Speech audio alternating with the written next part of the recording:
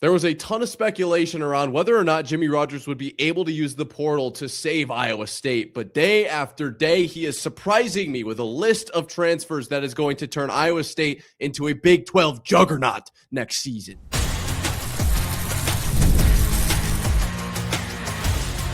You are Locked On Cyclones, your daily podcast on the Iowa State Cyclones, part of the Locked On Pod Network, your team every day.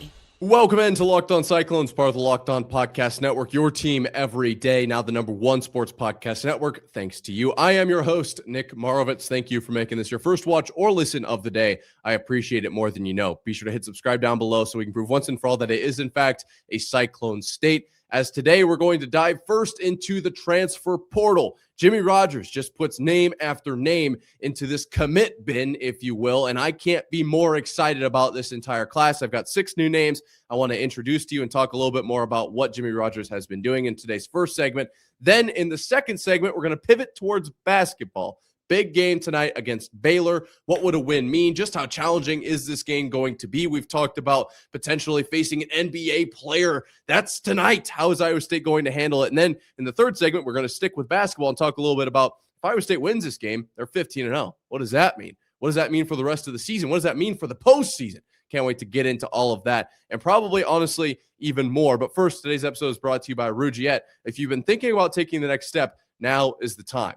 Head to Rougiette.com/LockedOnCollege to get 15% off your order for a limited time. Rougiette ready. Feel present, feel confident, feel ready. Let's dive into this list of transfers because Jimmy Rodgers, we talked about, this was the intro, right? He has a tall task in front of him, or at least he did when he became the head coach of Iowa State. I think a lot of people assumed that because Matt Campbell was going out to Penn State, there would be a lot of players that would follow. We actually talked about that literally today on Locked On Cyclones, but I don't think anybody expected the mass exodus that Iowa State has been through, and Jimmy Rodgers has had to step up to the plate and, as I say, deliver an absolute heater, and it looks like he's doing that. I've got a list of 6 guys here that I want to talk about. There are the new additions to the total portal class that he has put together. If my count is correct at time of recording, the count is now 29 players. We're getting closer up to that 50-51 mark that I had seen as far as players transferring out.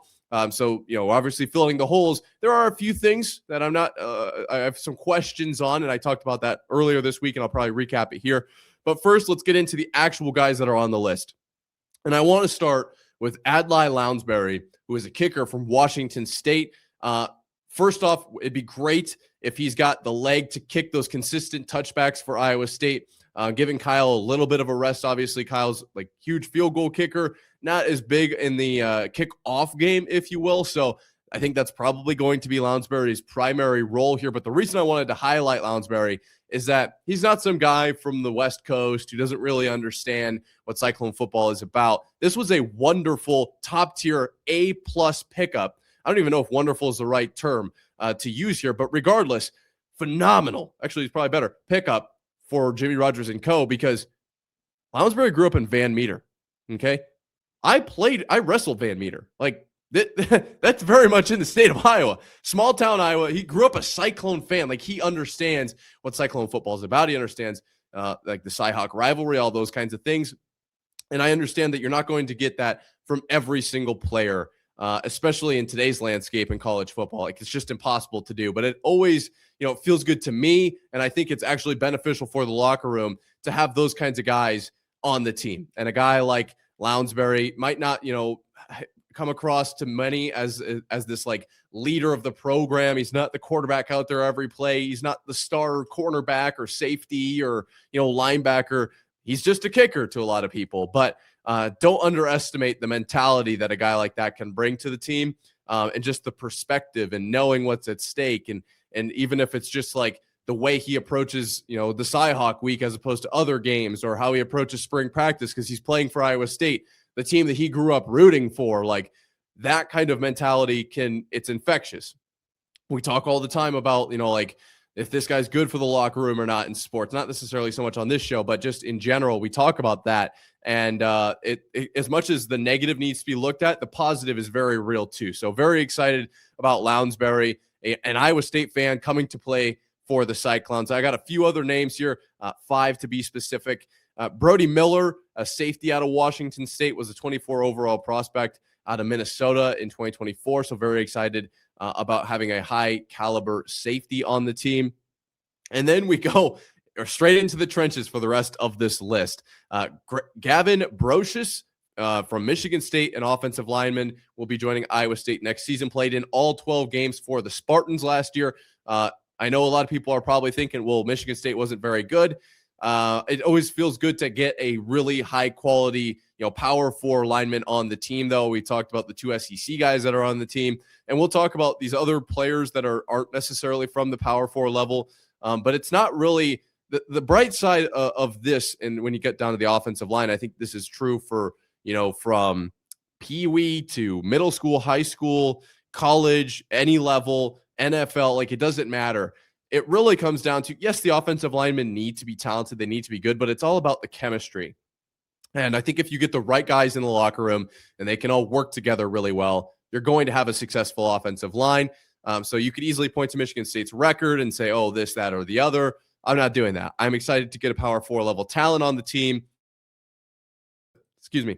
And see how it works out with the rest of the guys in the room. Obviously played all 12 games as well for Michigan State last year. 2 other offensive linemen. We have now, I believe, 10 or 11 offensive linemen in this class. Very clearly a point of emphasis for Jimmy Rodgers. Cade Meyer from the Colorado School of the Mines, and Caden Moss from University of Sioux Falls. 2 more players who will be joining Iowa State next season. Super excited.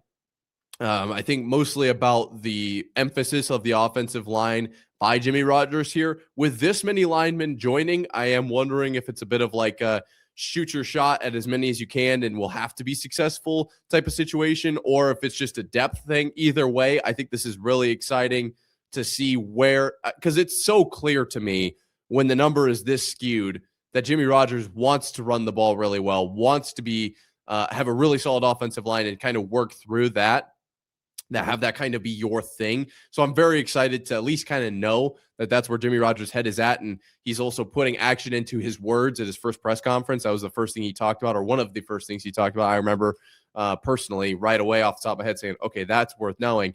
So actually seeing the actions to back that up, I'm super pumped about. One final commit here that I want to talk about. Huge commit. Okay. This one I feel like actually I'm very curious. If you have an opinion on this, drop it down in the comments below, because I think a lot of people will have a comment about this. Kaden Crawford, defensive lineman, will be on Iowa State next season. This is a name that, you instantly see it and you go, man, I feel like I know that name, Kaden Crawford. I know I've heard that before. He spent 3 years at Iowa just before going to South Dakota last season, where he tallied up or recorded 78 tackles, 27 of which were solo. He had 5.5 sacks and just over 10 tackles for loss. So a dog. I remember a lot of Iowa fans were upset when he hit the portal, and now he's coming to play for the Cyclones. So, I mean, the thing we have to be careful, maybe when Cyhawk week, is he completely bought in? Of course I'm joking. I am very much joking about that. Absolutely joking. Just to be very clear, I am excited to get Kaden Crawford on the team, though. This was a name that when he was at Iowa, I obviously am from, Williamsburg, which is right around Iowa City. So a lot of Iowa fans, a name that I just heard constantly. And that's why I was like, I feel like I know this name. I feel like I've heard this before. I have. A lot of Iowa fans super excited about what Kaden Crawford was for Iowa, or at least what he could have been. And when he transferred out, there was a fair amount of like, man, I would have really liked to see him pan out at Iowa. Obviously, the stats weren't really there at Iowa. Ended up with literally 1 solo and 1 tackle, assisted tackle, so 2 totals.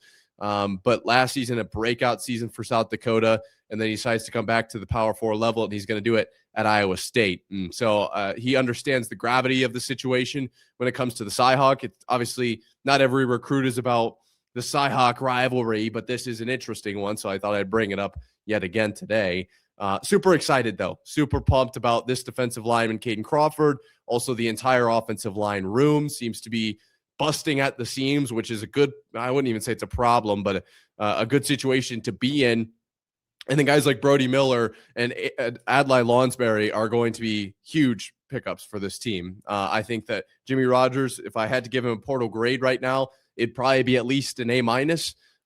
just considering what he's working with. And we've talked so much about the money side of things and where Iowa State's at as a program right now. I think we can all agree probably not in the A+ tier of schools, unfortunately. So there is that to be working with as well. And I have no complaints as of right now, other than maybe what's the deal with the running backs? Are we going to figure that out? That feels like that should be ironed out sooner rather than later. We got all the offensive line. We actually have a running back for a quarterback or a running quarterback.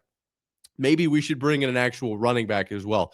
When that happens, I am so pumped. I am super excited to dive into the running back that Jimmy Rodgers chooses, because it feels like up until this point, he has nailed every single transfer. That being said, we're going to pivot over to basketball, because as big as Jimmy Rodgers is, and as much news as this really is down as far as football goes, basketball is front and center. This is a big night for the Iowa State Cyclones as they take on Baylor. We're going to preview that coming up right here after this.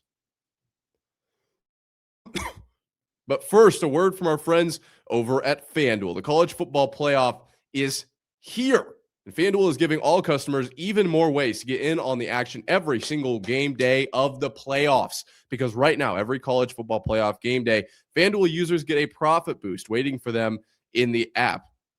Personally, what I love about it, you can ride with the favorite when you think that a team is going to control the matchup or is controlling the matchup, or you can take a shot at the underdog. It kind of depends on which side of the fence you prefer to be on. If you want to build a parlay around the players, the moments you think that are going to decide the game, you can do all of that. And then you apply the profit boost and you go for even bigger winnings. And when you win, FanDuel pays out instantly, which is perfect for playoff football. FanDuel is the best place to get into the action all playoff long. So visit FanDuel.com to get your college football playoff profit boosts every game day.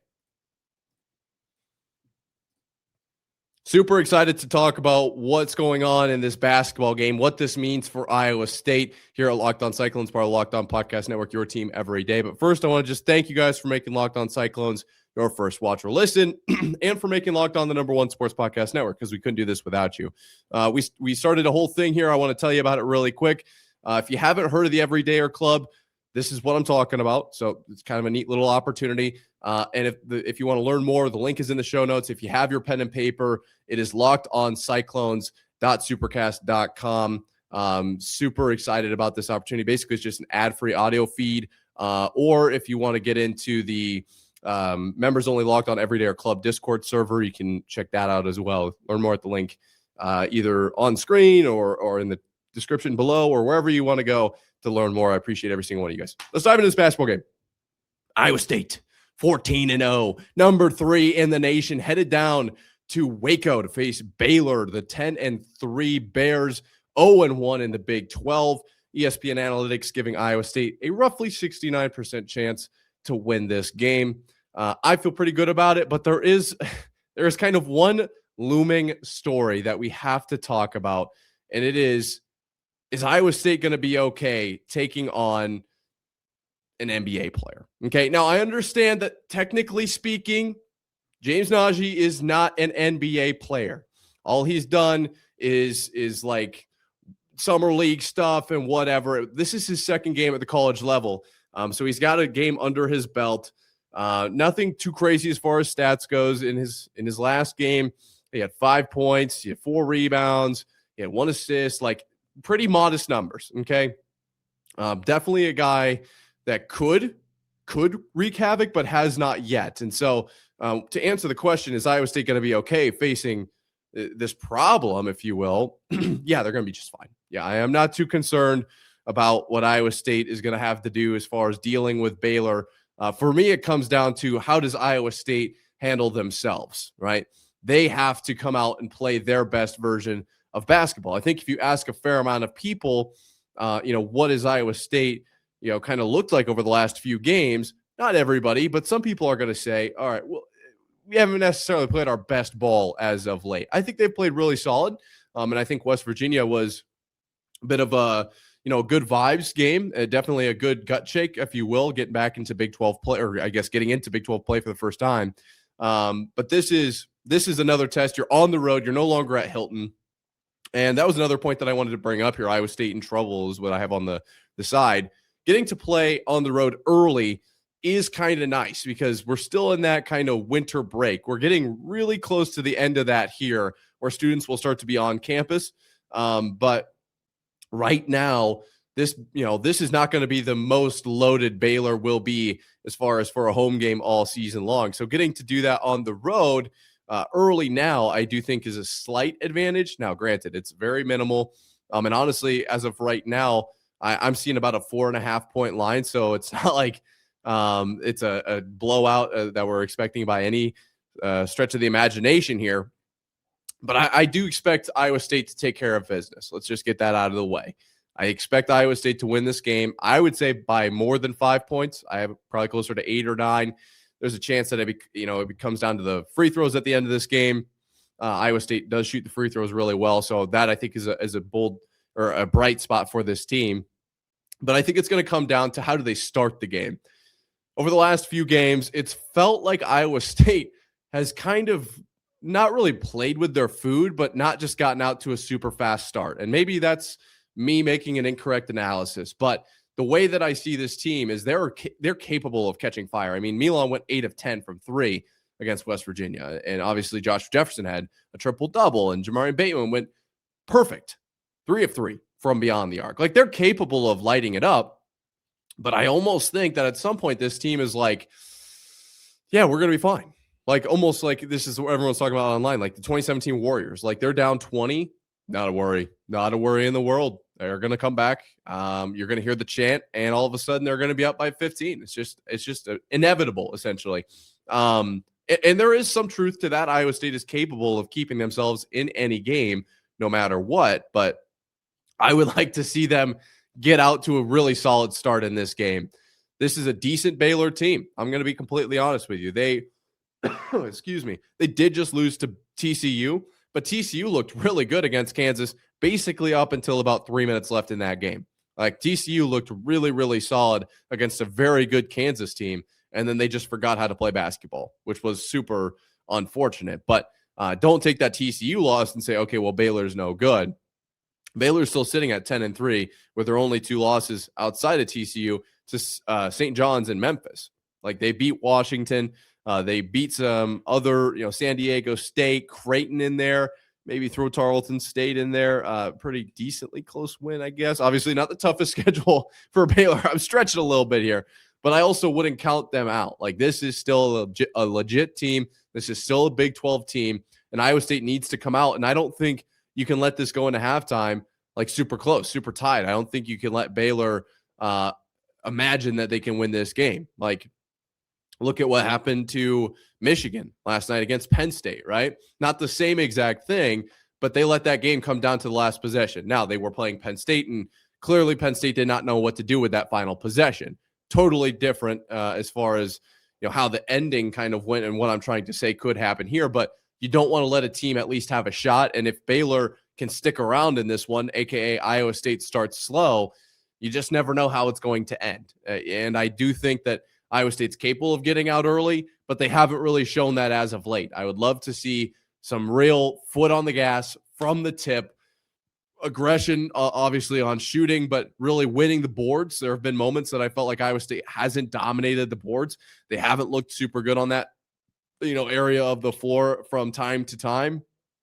And then some of their offensive drives, they just don't always look put together. So even when the shots aren't falling, keep your head on. Take quality shots. You don't necessarily need to be launching up threes or ISO driving to the hoop, which does seem to happen sometimes for this team. Just trust the process. TJ knows what he's doing. Obviously, the players know that. You know that. TJ knows that. Like, this is just a reiteration of a valid point, I feel like. But just don't. I think sometimes if Iowa State's shots aren't falling early on, we can find ourselves in ISO ball. We can find ourselves in a little bit of ball movement and then a deep shot. Like, keep the ball moving, get a quality shot. If you get the ball into the hands of a playmaker like Milan, allow him to work it a little bit, maybe make a step back, Dirk, leg lift, pivot 3 or probably not 3, but from the lane or whatever you want to call it. Like, allow this team to work the way they want to. You can control this game. You can beat Baylor. But if things aren't going your way, you can't just get away from it. Like, you have to stick to the process here. This is a winnable game. Absolutely. I think Iowa State should win this game. But if you let Baylor stick around, like this is still the Big 12. This is still a very, very good team. So this is a fun one. I can't wait to watch this one tonight. And I'll probably honestly be quick recapping it after if I had to guess, because this could be a really good one. And if they win, Iowa State will move to 15-0, which is actually a pretty big deal. And we're going to talk about why coming up right here after this. But first, a word from our friends over at Rougiette. Let's talk about something that most men don't bring up, but absolutely should. Stress from work, money, life. It doesn't just switch off at night. And when it shows up at the worst possible time, Rougiette Ready is designed to help you take back control. Rougiette Ready is a next-generation prescription treatment created to support both the brain and the body, so you can feel present, confident, and ready when the moment matters. The science behind Rougiette Ready stands out. 3 clinically proven ingredients in one formula designed for both mental and physical readiness. It's easy to understand why over 150,000 men have already made the switch. Most of those 150,000 men are all ready to go in about 15 minutes on average, so you can stay present, confident, and in control when the moment is right. If you've been thinking about taking the next step, now is the time. Head to Rougiette.com/LockedOnCollege. That's RUGIET.com/LockedOnCollege to get 15% off your order for a limited time. Rougiette Ready. Feel present, feel confident, feel ready. Iowa State has the chance to move to 15-0 tonight against Baylor. Obviously a formidable opponent, and we'll see how it all plays out. But if Iowa State were to move to 15-0, it would be the first time in program history. Currently 14-0, right? This is already an impressive start to the season for Iowa State, and this was done one other time back in 2013-14 under Fred Hoiberg. So we are still like at the really cool point, but we haven't quite tipped into that never been done before point. And if this win or if this game goes Iowa State's way and they get the win, they'll move to 15-0. And the reason I bring this up is obviously that's really cool. Like that's an awesome start to the season. I absolutely think Iowa State is a national title contender going into this season. I did not expect them to be this good. This is a super fun watch. I'm excited to watch every single game, to watch them dominate. I have postseason aspirations. I'm super pumped about it. But, you know, what does this actually mean for this team? What does 15-0 actually mean outside of exceeding expectations so far? Basically, from what I saw going into the season, everyone had Iowa State at around 5 in the Big 12. Well, they're 15-0, and they are a legitimate top team in all of college football. So what does that mean for the Big 12? What does that mean for the rest of the season? Well, my takeaway, or at least my take, I suppose, on this whole situation is that this 15-0 start or 14-0 start just shows that, one, TJ Otzelberger might be one of the best coaches in the entire country, and point, you know, kind of sub-point to that, one of the best coaches in the country at building a very solid, sound program. So there's already that's something that's entirely different from just this season, but as a whole. But for just this season, we're looking at a team that is basically more well-rounded than last year's team and more capable of scoring. So I would think more capable of winning games. This 15-0 start to me indicates that this team is capable of winning games in multiple different ways and can play really solid defense when it matters. And I think we'll see if defense travels tonight against Baylor, but this 15-0 start includes big wins over what I thought Mississippi State was a really big win, maybe not, but St. John's, right? Yeah, well, I guess you can count Syracuse in there, but Creighton was the team I meant to say. Purdue on the road at McKay. I mean, what a start there to the season.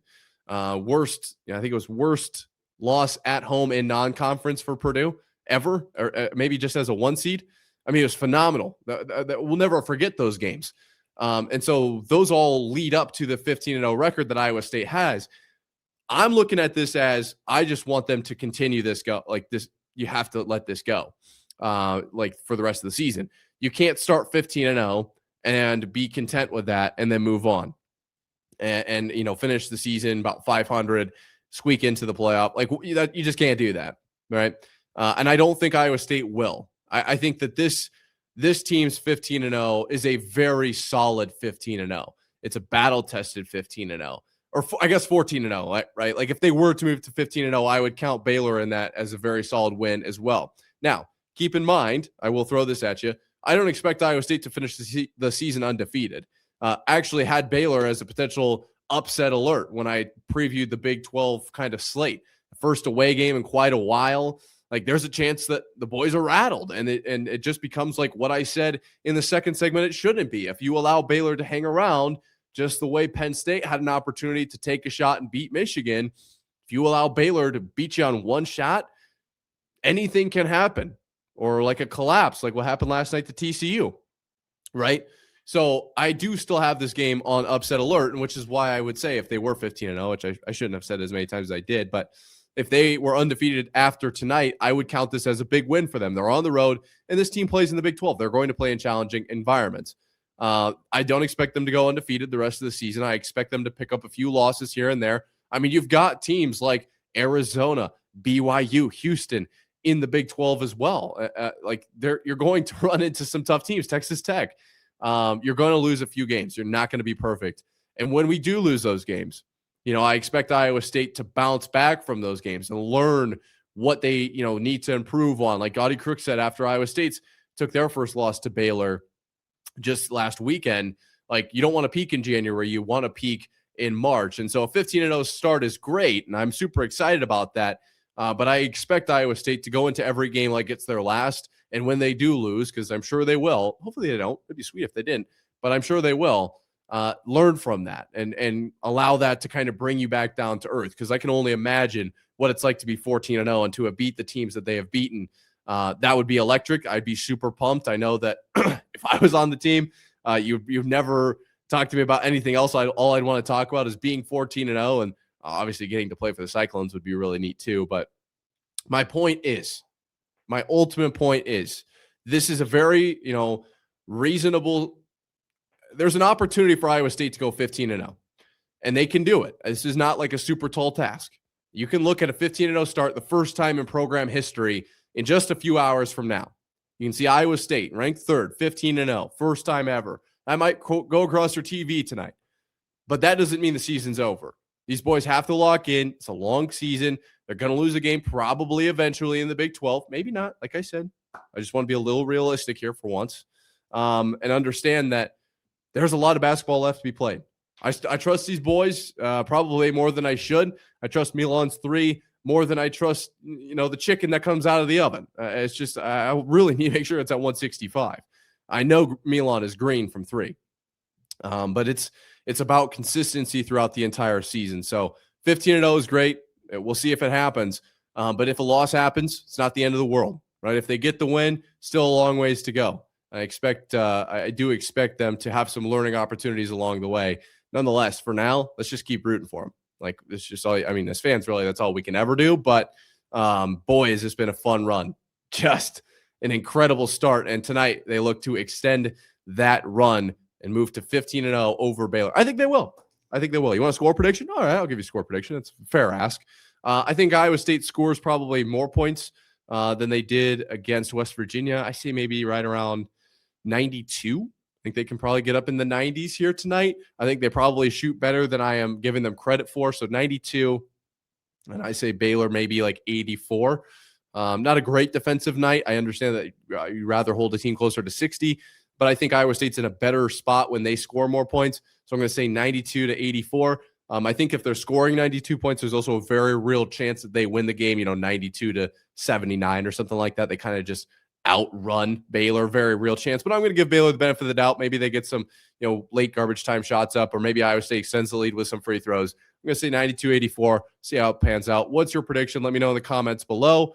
I cannot wait to watch this game. I've got the timer on my phone. It's counting down to tip off. So let me know what you're doing for tonight. What do you think of the transfer portal? Super pumped about this game. It's going to do it for today. And until next time.